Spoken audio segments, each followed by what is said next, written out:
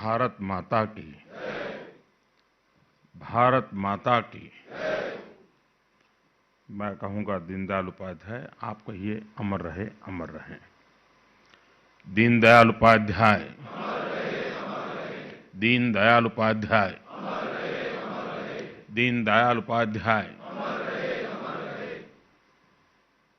कार्यक्रम में मेरे साथ उपस्थित भारतीय जनता पार्टी के राष्ट्रीय अध्यक्ष श्रीमान जेपी नड्डा जी, पार्टी के सभी वरिष्ठ पदाधिकारीगण और सभी माननीय सांसद, आज हम सब दीनदयाल उपाध्याय जी पुण्यतिथि पर अनेक चरणों में अपनी श्रद्धांजलि अर्पित करने के लिए एकत्र हुए हैं। पहले भी अनेकों अवसर पर हमें दीनदयाल जी से जुड़े कार्यक्रमों में शामिल होने का, अपने विचार रखने का और अपने वरिष्ठ जनों से विचार सुनने का अवसर मिलता रहा है। यहां पर तो सभी लोग उस विचार परिवार के सदस्य हैं। दीनदयाल जी जिसके मुखिया की तरह, एक प्रेरणा की तरह अविरत रूप से हमें प्रेरणा देते रहे हैं।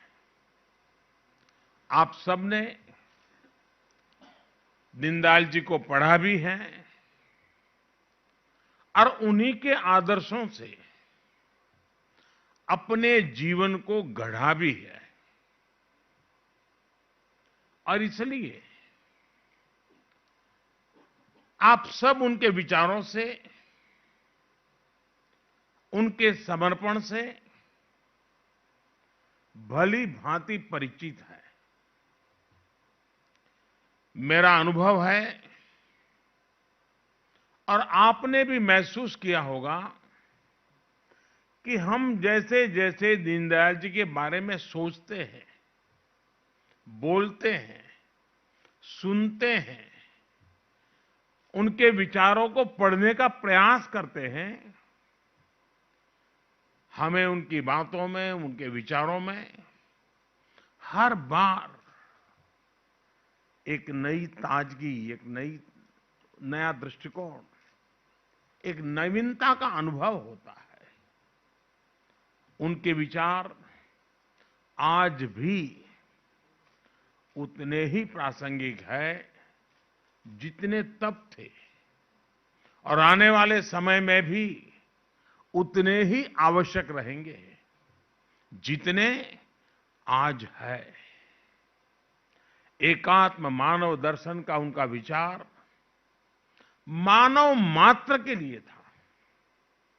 इसलिए जहां भी मानवता की सेवा का प्रश्न होगा, मानवता के कल्याण की बात होगी, दीनदयाल जी का एकात्म मानव दर्शन प्रासंगिक रहेगा ही रहेगा। एकात्म मानव दर्शन में विशेष रूप से इन तीन शब्दों में व्यष्टि से समष्टि की यात्रा व्यक्त होती है, स्वार्थ से परमार्थ की यात्रा का मार्ग स्पष्ट होता है और मैं नहीं तू ही का संकल्प भी सिद्ध होता है। साथियों, हमारे यहां कहा गया है, स्वदेशे पूज्यते राजा, स्वदेशे पूज्यते राजा, विद्वान सर्वत्र पूज्यते। अर्थात सत्ता की ताकत से आपको सीमित सम्मान ही मिल सकता है। जहां सत्ता की ताकत प्रभावी होगी, वहीं सम्मान मिलेगा। लेकिन विद्वान का सम्मान हर जगह होता है। दीनदयाल जी इस विचार के साक्षात जीता जागता उदाहरण है। उनका एक एक विचार, उनके एक एक शब्द उन्हें पूरी दुनिया में एक विलक्षण व्यक्तित्व बना देते हैं। सामाजिक जीवन में एक नेता को कैसा होना चाहिए, भारत के लोकतंत्र और मूल्यों को कैसे जीना चाहिए, दीनदयाल जी इसके भी बहुत बड़ा उदाहरण है। एक और वो भारतीय राजनीति में एक नए विचार को लेकर आगे बढ़ रहे थे। वहीं दूसरी ओर वो हर एक पार्टी, हर एक विचारधारा के नेताओं के साथ भी उतने ही सहज रहते थे। हर किसी से उनके आत्मीय संबंध थे। उन्होंने अपनी पॉलिटिकल डायरी लिखी थी, जिसमें नेहरू जी की सरकार की सुरक्षा के संबंध में, खाद्य नीतियों के संबंध में, कृषि नीति के संबंध में खुल करके तथ्यपरक आलोचना की थी। बहुत ही क्रिटिसाइज किया था। लेकिन जब उन्होंने अपनी इस डायरी को प्रकाशित किया पुस्तक के रूप में, तो इसका प्राकथन उन्होंने कांग्रेस नेता और यूपी के मुख्यमंत्री रहे श्रीमान संपूर्णानंद जी से ही लिखवाया। संपूर्णानंद जी ने अपनी टिप्पणी में एक बहुत ही प्रभावी लाइन लिखी है। उन्होंने लिखा है, ये पुस्तक फ्यूचर रीडर्स के लिए एक साइकोलॉजिकल ग्लो है। आज दुनिया देख रही है कि इस महापुरुष के विचारों का ये ग्लो कैसे पूरे भारत में अपनी चमक बिखेर रहा है।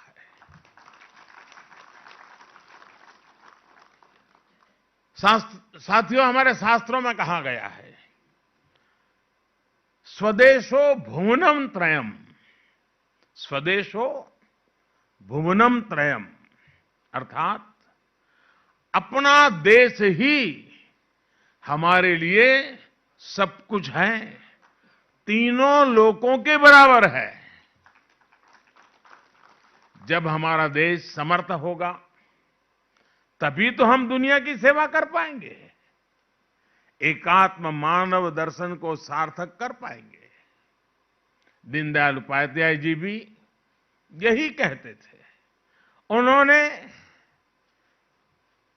एक स्थान पे लिखा था, एक सबल राष्ट्र ही विश्व को योगदान दे सकता है।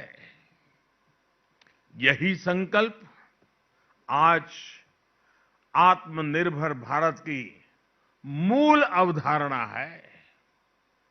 इसी आदर्श को लेकर ही देश आत्मनिर्भरता के रास्ते पर आगे बढ़ रहा है। कोरोना काल में देश ने अंत्योदय की भावना को सामने रखा और अंतिम पायदान पर खड़े हर गरीब की चिंता की। आत्मनिर्भरता की शक्ति से देश ने एकात्म मानव दर्शन को भी सिद्ध किया, पूरी दुनिया को दवाएं पहुंचाई और आज दुनिया को वैक्सीन भी पहुंचा रहा है। साथियों, देश की एकता अखंडता के लिए भी आत्मनिर्भरता की जरूरत पर दीनदयाल जी ने विशेष जोर दिया था। 1965 में भारत पाक युद्ध के दौरान भारत को विदेशों से हथियार के लिए निर्भर रहना पड़ता था और दीनदयाल जी ने कहा था कि हमें सिर्फ अनाज में ही नहीं बल्कि हथियार और विचार के क्षेत्र में भी भारत को आत्मनिर्भर बनाना होगा। उनके इस विजन को पूरा करने के लिए भारत आगे बढ़ रहा है। आज भारत में डिफेंस कॉरिडोर बन रहे हैं, स्वदेशी हथियार बन रहे हैं और तेजस जैसे फाइटर जेट्स भी हवा में उड़ान भर रहे हैं। हथियार के क्षेत्र में आत्मनिर्भरता से अगर भारत की ताकत और भारत की अर्थव्यवस्था मजबूत हो रही है, तो विचार की आत्मनिर्भरता से भारत आज दुनिया के कई क्षेत्रों में नेतृत्व दे रहा है। आज भारत की विदेश नीति दबाव और प्रभाव से मुक्त होकर राष्ट्र प्रथम के नियम से चल रही है। नेशन फर्स्ट, प्रकृति के साथ सामंजस्य का दर्शन दीनदयाल जी ने हमें दिया था। भारत आज इंटरनेशनल सोलर अलायंस का नेतृत्व करके दुनिया को वही राह दिखा रहा है।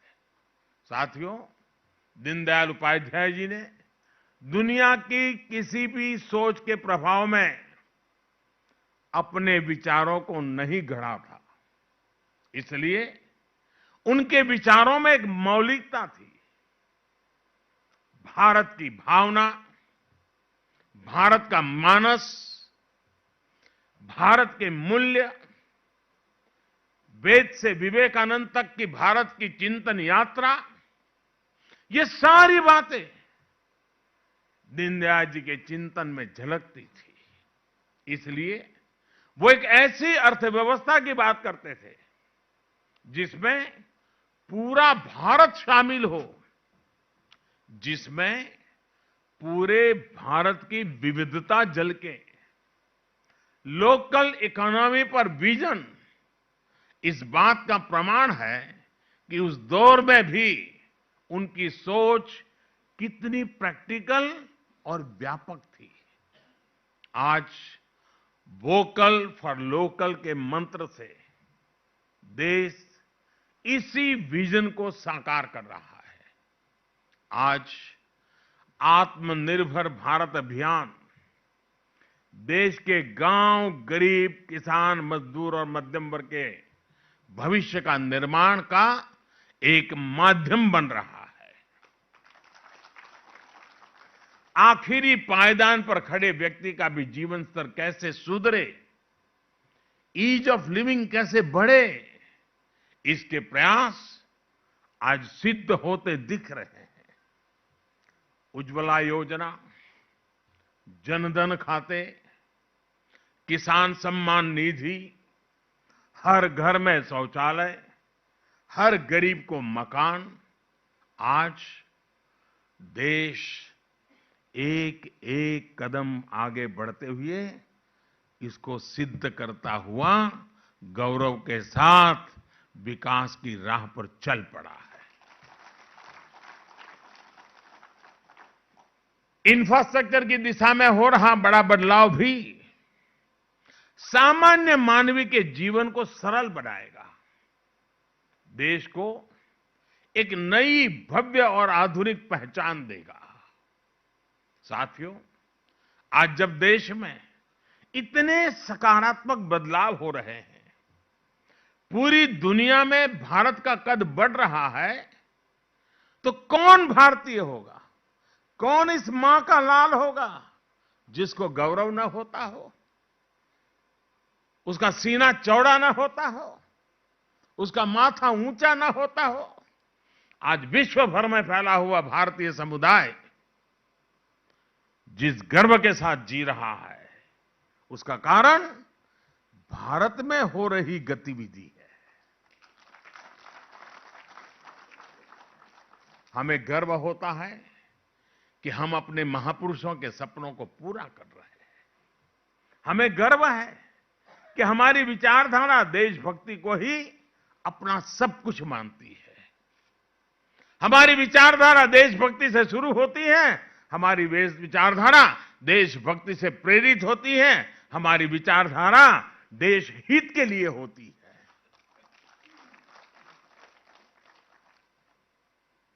हम उसी विचारधारा में पले हैं, जो विचारधारा राष्ट्र प्रथम, नेशन फर्स्ट की बात करती है। ये हमारी विचारधारा है कि हमें राजनीति का पाठ राष्ट्र नीति की भाषा में पढ़ाया जाता है। हमारी राजनीति में भी राष्ट्र नीति सर्वोपरि है। हमें राजनीति और राष्ट्र नीति में से एक स्वीकार करना होगा, तो हमें संस्कार मिले हैं राष्ट्र नीति को स्वीकार करना, राजनीति को नंबर 2 पे रखना। हमें गर्व है कि हमारी विचारधारा सबका साथ, सबका विकास, सबका विश्वास की बात करती है, उस मंत्र को जीती है।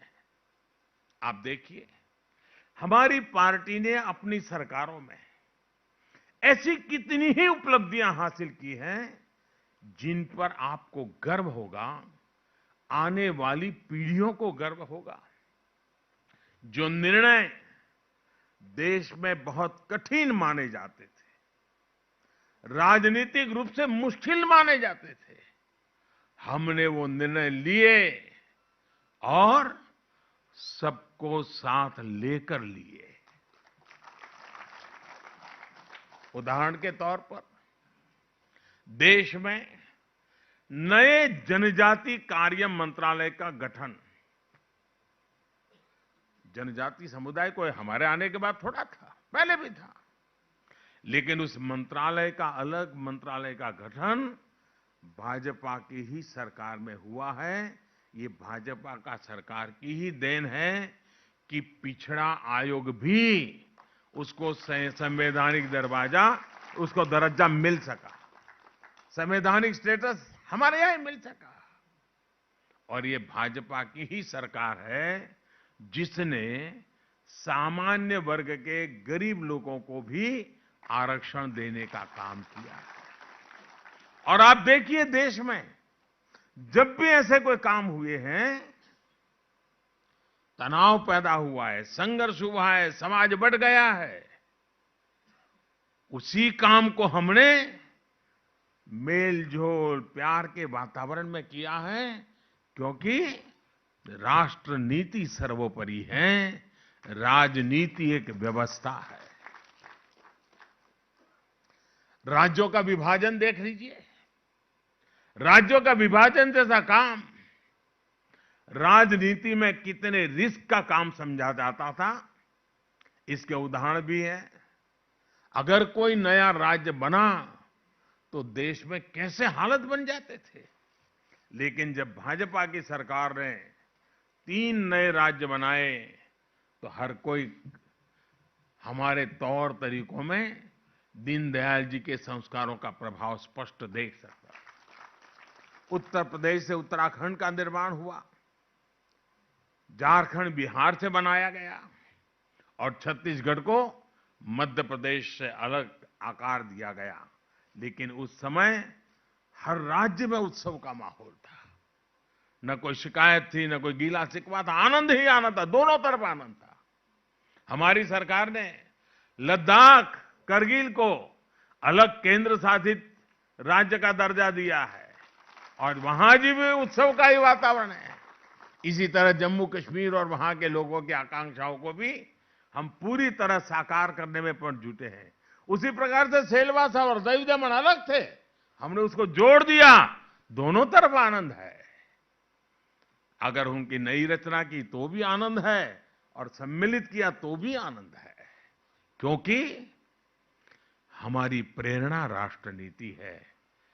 राजनीतिक स्वार्थ के लिए हम निर्णय नहीं करते हैं और इसका असर जन सामान्य के मन पर होता है। साथियों, हम राजनीति में सर्वसम्मति को महत्व देते हैं।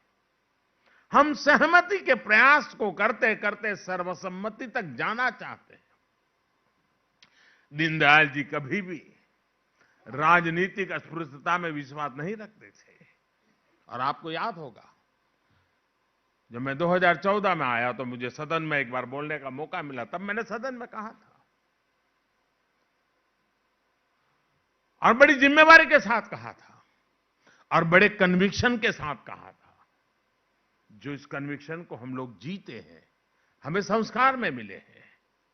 और मैंने पार्लियामेंट में कहा था कि बहुमत से सरकार चलती है, बहुमत से सरकार तो चलती है, लेकिन देश तो सहमति से चलता है, सर्वसम्मति से चलता है। और हम सिर्फ सरकार चलाने नहीं आए हैं, हम तो देश को आगे ले जाने के लिए आए। हमारे राजनीतिक दल हो सकते हैं, हमारे विचार अलग अलग हो सकते हैं, हम चुनाव में पूरी शक्ति से एक दूसरे के खिलाफ लड़ते हैं, पर इसका मतलब ये नहीं कि हम अपने राजनीतिक विरोधी का सम्मान न करें। आपने देखा होगा, प्रणब मुखर्जी साहब, हमें भारत रत्न देने में गर्व हुआ। वे कोई हमारी पार्टी के नहीं थे, हमारे आलोचक थे। अभी आसाम में तरुण गोगोई जी, नागालैंड में एमसी जमीर जी, ये सारे हमारे राजनीतिक विचार थे, हमारे राजनीतिक दल से कोई लेना देना नहीं था। न ही हमारी पार्टी का हिस्सा थे, न हमारे गठबंधन का हिस्सा थे, लेकिन राष्ट्र के प्रति उनके योगदान का सम्मान करना हमारा कर्तव्य। हमने पद्मश्री दिया, पद्म भूषण दिया। राजनीतिक अस्पृश्यता का विचार हमारा संस्कार नहीं है। आज देश भी इस विचार को, अस्पृश्यता के विचार को अब देश अस्वीकार कर चुका है। हां, ये बात जरूर है कि हमारी पार्टी में वंशवाद को नहीं, कार्यकर्ता को महत्व दिया जाता है। इसलिए आज देश हमसे जुड़ रहा है और हमारे कार्यकर्ता भी हर देशवासी को अपना परिवार मानते हैं। कहीं कोई आपदा आती है तो हमारे करोड़ों कार्यकर्ता अपना सब कुछ छोड़कर वहां पहुंच जाते हैं। कोरोना जैसा इतना बड़ा संकट आया, दुनिया में हर कोई अपने जीवन के लिए डरा हुआ था, लेकिन हमारे करोड़ों कार्यकर्ताओं ने अपना दायित्व समझकर दिन रात एक कर दिया। राष्ट्रीय अध्यक्ष जी ने पार्टी कार्यकर्ताओं से आह्वान किया था कि सरकार के साथ साथ वो भी अपनी जिम्मेदारी निभाएं। हर कार्यकर्ता ने सेवा के संकल्प को राष्ट्रव्यापी मिशन बना दिया था। और मैं पार्टी का आभारी हूं, राष्ट्रीय अध्यक्ष जी का आभारी हूं कि मुझे वीडियो कॉन्फ्रेंस के माध्यम से देश भर के कार्यकर्ताओं के साथ इस कोरोना कालखंड में उन्होंने जो सेवा कार्य किए, उसका वृत्त सुनने का अवसर मिला था। हमारे कार्यकर्ताओं ने कैसे कैसे संकटों को, रिस्क को उठाया था और कितने जी जान से उन्होंने गरीबों की सेवा की थी। किसी गरीब के घर में चूल्हा न जले, कोई गरीब रात को भूखा न सोए, इसके लिए भारतीय जनता पार्टी का गांव-गांव में कार्यकर्ता दिन रात लगा रहा था। मैं देख रहा था कि जब हमारे श्रमिक बंधु अफवाहों के चलते, भय के चलते और कुछ लोगों की राजनीतिक इरादों के चलते जब शहरों को छोड़ करके, रोजी रोटी छोड़ करके गांव की ओर चल पड़े थे, तब भारतीय जनता पार्टी के कार्यकर्ता राह पर खड़े रह करके उनको जूते तक देने की चिंता करते थे, उनकी दवाई की चिंता करते थे, उनके पानी की। ये सारा वृत्त मैं सुन रहा था, मेरे मन को छू रहा था और कार्यकर्ताओं के इस परिश्रम से मुझे भी काम करने की प्रेरणा मिलती थी। इस अभियान में किसी ने वोट बैंक की चिंता नहीं की। ये नहीं सोचा कि किसका वोट हमें मिलता, किसका नहीं मिलता। साथियों, हमारी पार्टी, हमारी सरकार आज महात्मा गांधी के उन सिद्धांतों पर चल रही है जो हमें प्रेम और करुणा के पाठ पढ़ाते हैं। हमने बापू की 150वीं जन्म जयंती भी बनाई और उनके आदर्शों को अपनी राजनीति में, अपने जीवन में भी उतारा। हमारी सरकार ने हमारे महापुरुषों को भी राजनीतिक समीकरण के चश्मे से कभी नहीं देखा। जिन स्वाधीनता सेनानियों की उपेक्षा होती रही, उन्हें हमने सम्मान दिया। ये हमारी ही सरकार है। जिसने नेताजी को वो सम्मान दिया जिसके वो हकदार थे। उनसे जुड़ी हुई फाइल्स को खोला। लाल किले पर झंडा फहराने का काम नेताजी की स्मृति में करना शायद किसी और शासन में कोई सोच नहीं सकता था। अंडमान निकोबार में नेताजी को याद कर करके उस द्वीप समूह में एक का नाम नेताजी के नाम से कर देना शायद किसी और सरकार में कोई सोच नहीं सकता। सरदार पटेल की दुनिया की सबसे बड़ी प्रतिमा बनाकर हमने उन्हें श्रद्धापूर्वक नमन किया है। देश की एकता के मंत्र को आने वाली पीढ़ियों को प्रेरणा के रूप में उस जगह से चेतना मिलती रहे, उस रूप में उस परिसर को खड़ा किया गया है। और मैं तो मेरे सभी सांसदों को चाहूंगा कि कभी न कभी अपने कार्यकर्ताओं की टोली बना करके जरूर उस स्थान पर जाइए, कम से कम एक रात वहां बिताइए। और दूसरा, मैं हमारे सभी सांसदों से आग्रह करूंगा, जब भी मौका मिले अपने कार्यकर्ता और अपने साथियों के साथ काशी जाकर के, काशी के निकट में ही जहां पंडित दीनदयाल जी ने अपना अंतिम सांस लिया था, जहां एक स्मारक उत्तर प्रदेश सरकार ने बनाया है, देखने जैसा स्मारक बनाया है। दीनदयाल जी की भव्य प्रतिमा वहां रखी है। वो इतना बढ़िया परिसर बना है, हम लोगों के लिए बड़ा एजुकेटिव है। आप जरूर कभी, काशी से कोई ज्यादा दूर नहीं है, बाय रोड आप चले जा सकते हैं और वहां एक बार हो आइए। हमारे लिए सारे तीर्थ क्षेत्र हैं और हम लोगों ने कभी न कभी मौका लेकर के वहां जाना चाहिए। आप देखिए, जिस जगह पे हम बैठे हैं, बाबा साहब आंबेडकर की स्मृति में बना हुआ है भवन, क्या कोई और सरकार बनाती क्या? ये हमारे संस्कार हैं जो हमें इस काम करने के लिए प्रेरित करते हैं। बाबा साहब आंबेडकर को भी भारत रत्न तब मिला जब बीजेपी के समर्थन से सरकार बनी थी। इन कार्यों का भाजपा को, हम सभी को बहुत गर्व है। साथियों, अगले महीनों में 5 राज्यों में चुनाव भी आने वाला है। हम सभी कार्यकर्ताओं को राष्ट्रीय अध्यक्ष जी के नेतृत्व में अपनी सकारात्मक सोच और परिश्रम के आधार पर जनता के बीच में जाना है। जनता इन 6 सालों में हमारी नीतियों को भी देख चुकी है और सबसे बड़ी ताकत हमारी जो है, देश ने हमारी नीयत को भी देखा है, परखा है और पुरस्कार भी दिया है। हमें उसी विश्वास को लेकर के आगे बढ़ना है। राष्ट्रीय अध्यक्ष जी के नेतृत्व में हम जरूर सफलता पाएंगे।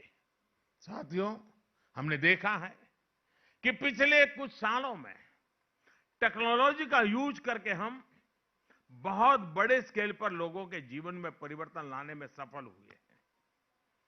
गरीब, कम पढ़ा लिखा व्यक्ति टेक्नोलॉजी को यूज नहीं कर पाएगा, ऐसे सारे मिथक को तोड़कर आज देश रिकॉर्ड स्तर पर डिजिटल लेन देन कर रहा है। आज देश में हर महीने 4 लाख करोड़ रुपए से भी ज्यादा का लेन देन यूपीआई के माध्यम से हो रहा है। मोबाइल फोन से वो खरीद बिक्री कर रहा है, पैसे लेना देना कर रहा है। डिजिटल लेन देन करना अब लोगों के व्यवहार का हिस्सा बनता जा रहा है। टेक्नोलॉजी के बेहतर इस्तेमाल की वजह से अब गरीब से गरीब व्यक्ति अपना हक बिना किसी भ्रष्टाचार के पा रहा है। पहले कितनी ही योजनाओं का पैसा गरीब तक पहुंच ही नहीं पाता था। आज उसके हक का वही पैसा सीधे उसके बैंक खाते में ट्रांसफर किया जा रहा है। कितनी ही योजनाएं ऐसी थी जिसमें लाभार्थियों की सही पहचान नहीं हो पाती थी। जो अपात्र होते थे वो इसका फायदा उठा लेते थे। लेकिन अब टेक्नोलॉजी की वजह से वो सारी पुरानी अवस्थाएं बदल गई हैं। करोड़ों ऐसे नाम जो सिर्फ कागजों में थे, जो किसी गरीब का हक उस तक पहुंचने नहीं देते थे, उन नामों को हटाया जा चुका है। आज 1,80,000 करोड़ रुपए से अधिक गलत हाथों में जाने से पैसा बच रहा है। टेक्नोलॉजी का बेहतर इस्तेमाल आपको अपने क्षेत्र के लोगों के साथ कनेक्ट करने में बहुत मदद कर सकता है। इसके लिए एक अहम माध्यम नमो ऐप भी है। नमो ऐप पर जो टूल्स हैं वो आपको जनता जनार्दन से संवाद में सहायता कर सकते हैं। मैं चाहता हूं मेरे सभी सांसदों के लिए ये हथियार बहुत काम आए। आप थोड़ा समय दीजिए उसके साथ, आप देखिए उसमें इतनी चीजें हैं जो आपके क्षेत्र के लोगों से संपर्क बनाने के लिए वो एक बहुत बड़ा साधन, बहुत बड़ा हथियार, बहुत बड़ा माध्यम आपके टेलीफोन में उपलब्ध, आपके मोबाइल फोन में उपलब्ध है। आप उसका फायदा उठाइए। और उसकी अच्छी एक बड़ी ताकत ये है कि ये टू वे कम्युनिकेशन का भी बहुत अच्छा प्लेटफॉर्म है। आप अपने कार्यकर्ताओं के साथ छोटी मोटी मीटिंग आराम से कर सकते हैं उसके ऊपर। आप लोगों तक अपनी बात पहुंचा सकते हैं और लोग भी उतनी ही आसानी से अपनी बात आप तक पहुंचा सकते हैं। साथियों, आजादी के 75 वर्ष का अवसर आज हमारे एकदम सामने खड़ा है। आत्मनिर्भर भारत को लेकर आज पूरे देश में एक चेतना जगी है।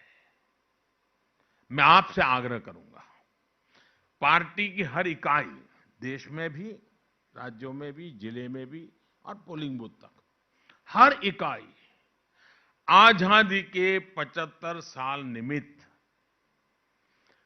कम से कम 75 ऐसे कोई न कोई काम हम करेंगे। कर सकते हैं क्या?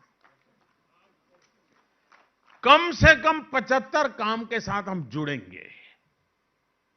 भले 1 साल लगे, 1.5 साल लगे, लेकिन हम करेंगे। हम उन 75 कामों को आइडेंटिफाई करें। आजादी के 75 साल के निमित्त इस काम को अवश्य करें और उसका हिसाब किताब रखें। देश के सामान्य मानवी से जुड़ने का हम प्रयास करें। आजादी के 75 साल सिर्फ रंगाराग कार्यक्रम के समाप्त नहीं होना चाहिए। जन मन के साथ जुड़ने का एक बहुत बड़ा अवसर होना चाहिए। नई पीढ़ी को राष्ट्र के लिए प्रेरणा देने की एक ताकत के रूप में परिवर्तित होना चाहिए। और इसलिए भारतीय जनता पार्टी के हर कार्यकर्ता, जिसके लिए राष्ट्र नीति ही प्रेरणा है, इसके लिए आजादी का 75 का वर्ष ये भी अपने आप में एक बहुत बड़ी प्रेरणा है। साथियों, वोकल फॉर लोकल, आत्मनिर्भर भारत, मैं सभी मेरे एमपी साथियों से आग्रह करता हूं, मेरे सांसद साथियों से आग्रह करता हूं, मैं भारतीय जनता पार्टी के कार्यकर्ताओं से आग्रह कर रहा हूं। जो राह हमें दीनदयाल जी ने सिखाई थी, उस राह पर चलने के लिए हम कहीं से कुछ तो सोचें। एक काम आप कर सकते हैं क्या? कठिन है लेकिन करना है। मैं कहूंगा तो आपको लगेगा कि तो बहुत सरल है, लेकिन फिर भी मैं कहता हूं बहुत कठिन है। परिवार के आपके अपने सदस्य सब बैठ करके, उसमें भी आपके नौजवान बेटे बेटी, भाई बहन जो भी हो, उनके साथ बैठ करके एक काम कीजिए। एक अच्छी सी डायरी लेकर के लिखिए, सुबह उठने से रात को सोने तक जिन जिन चीजों का उपयोग करते हैं, उसमें से कितनी हिंदुस्तान की हैं और कितनी बाहर की हैं, जरा सूची बनाइए।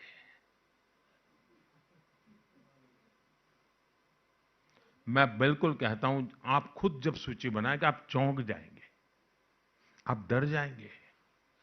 हमें पता ही नहीं है बिना कारण जो चीज हमारे देश में उपलब्ध है, जो चीज हमारे देश के लोग बनाते हैं, मेहनत का श्लोक बनाते हैं, वे भी चीजें जाने अनजाने में हमारे जीवन में घुस गई है।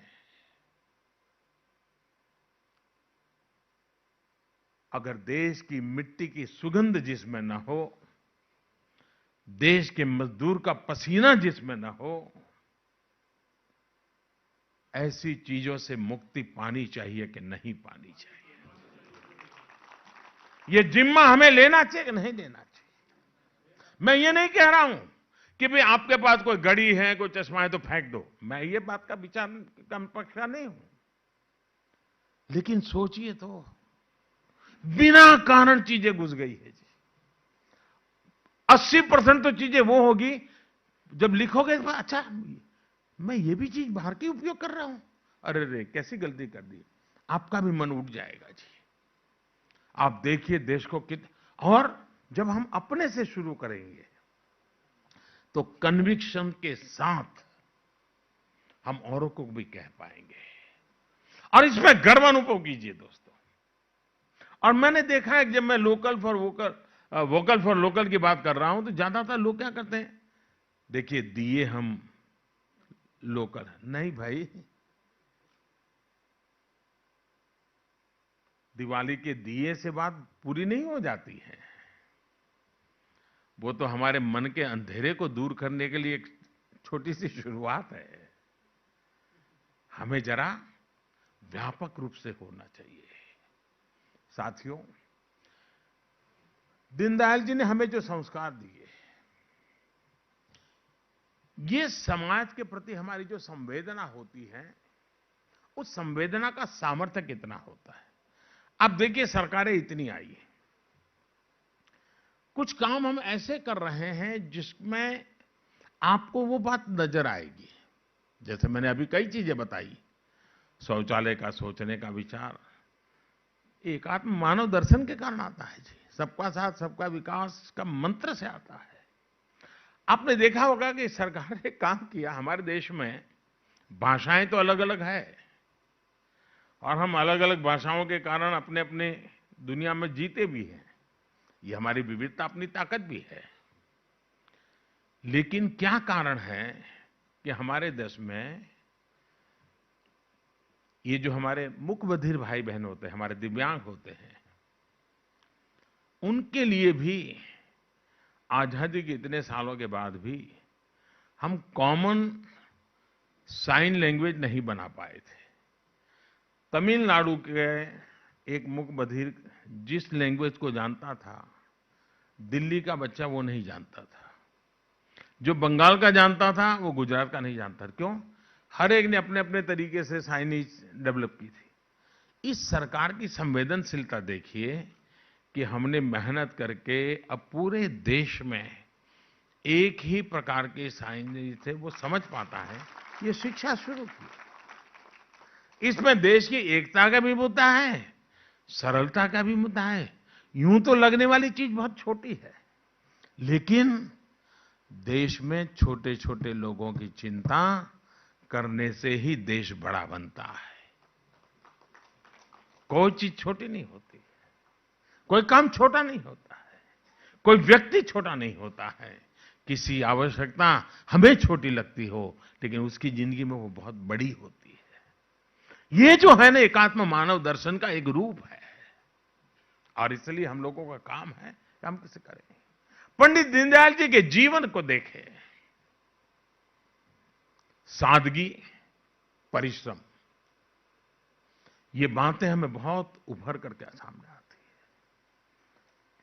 मुझे पंडित दीनदयाल जी को देखने का सौभाग्य नहीं मिला है, उनके दर्शन करने का मुझे सौभाग्य नहीं मिला है, लेकिन जितना सुना है, जितना पढ़ा है, कहते हैं कि जब वो भारत में यात्रा करते थे, संगठन के लिए काम करते थे, पार्टी के पास आरक्षण के पैसे नहीं होते थे ट्रेन में, तो ट्रेन में जहां टॉयलेट होता है उसके बगल में अपना बिस्तर रख करके बैठे रहते थे। 24-24 घंटे यात्रा कर करके किसी कार्यकर्ता के यहां पहुंचते थे। ये परिश्रम कर करके इस पार्टी बनी है। अनेक लोगों ने उस प्रकार का जीवन जिया है। हम लोग तो भाग्यशाली हैं कि आज हमें हमारे नसीब में सब आया है, लेकिन 3-3, 4-4 पीढ़ियों के अखंड एक निष्ठ पुरुषार्थ का परिणाम है कि आज ये वटवृक्ष बना है। और ये साधना कम नहीं है जी। आप भी अपने इलाकों में देखोगे ऐसे कई परिवार मिलेंगे जो 3-3, 4-4 पीढ़ी लगी है और उन्होंने कभी कुछ पाया नहीं है, लिया भी नहीं, मांगा भी नहीं है। उनके सम्मान की चिंता हम लोगों का दायित्व है। हम एक परिवार है, हमारे संस्कार है। मैं इस कोरोना काल में, क्योंकि मैं पहले संगठन का काम करता था, तो मैं देश भर में सभी लोगों से ज्यादातर परिचित रहा। बीच में ये गुजरात मुख्यमंत्री बन गया तो थोड़ा मेरा संपर्क कम भी हो गया, लोग भी बदल गए। लेकिन मैंने इस कोरोना काल में सुबह हर दिन 25-50 लोगों से फोन पर बात करने का एक कार्यक्रम बनाया मैंने। और जो भी बड़ी आयु के हैं, 70-75 के आयु के आसपास के पुराने लोग, सबको फोन करके उनके आशीर्वाद मांगता था। आप कल्पना कर सकते हैं, आप में से क्षेत्र में कई लोग होंगे जिनको पास मेरा फोन गया होगा। वे इतने आशीर्वाद देते थे, कोई शिकायत नहीं करते थे। फोन आया तो फिर ज्यादातर देख कहता, अरे भाई मोदी जी, इतना काम है आपके पास, आप काहे को मेरी इतनी चिंता करते हो, अरे हम कर लेंगे। ये परिवार भाव, ये अपने आप में एक बहुत बड़ी ताकत होता है जी। हमने इसे कभी नहीं भूलना चाहिए। आप देखिए, दीनदयाल जी के पास क्या था? कुछ नहीं था जी। वे अनिकेत थे, वे अकिंचन थे, न घर था न धन था, लेकिन हमारे दिलों में आज भी है। साथियों, ऐसी प्रेरक व्यक्तित्व, ऐसे प्रेरक विचार, ऐसी परंपरा की विरासत हमारे पास जब हो, तब हमें राष्ट्र सेवा के हमारे संकल्पों से कोई विचलित नहीं कर सकता है, कोई हमें विमुख नहीं कर सकता है। साथियों, एक राष्ट्र जब किसी लक्ष्य को लेकर के आगे बढ़ता है, तो उस लक्ष्य के प्राप्ति की जो प्रक्रिया है, उसमें व्यक्ति निर्माण का कार्य होता है। उस लक्ष्य के प्रति उत्साहित, समर्पित, संकल्पित लोग देश के लिए तो मूल्यवान होते ही हैं, वो किसी भी संगठन के लिए भी उतने ही मूल्यवान होते हैं।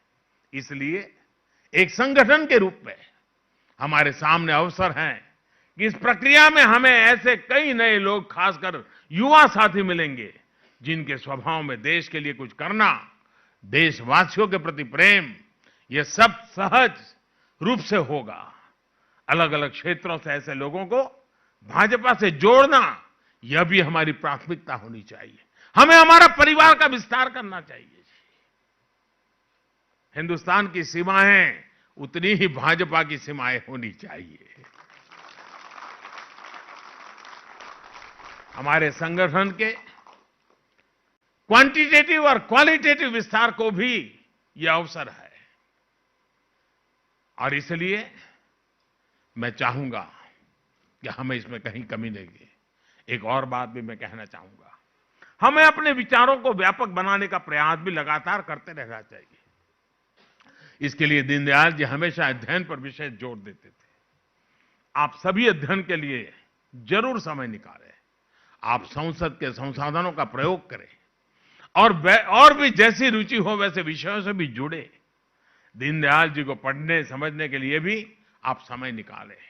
इसी तरह आप बाबा साहब आंबेडकर को, डॉक्टर श्यामा प्रसाद मुखर्जी को, नेताजी सुभाष चंद्र बोस को, इन सबको जरूर पढ़ें।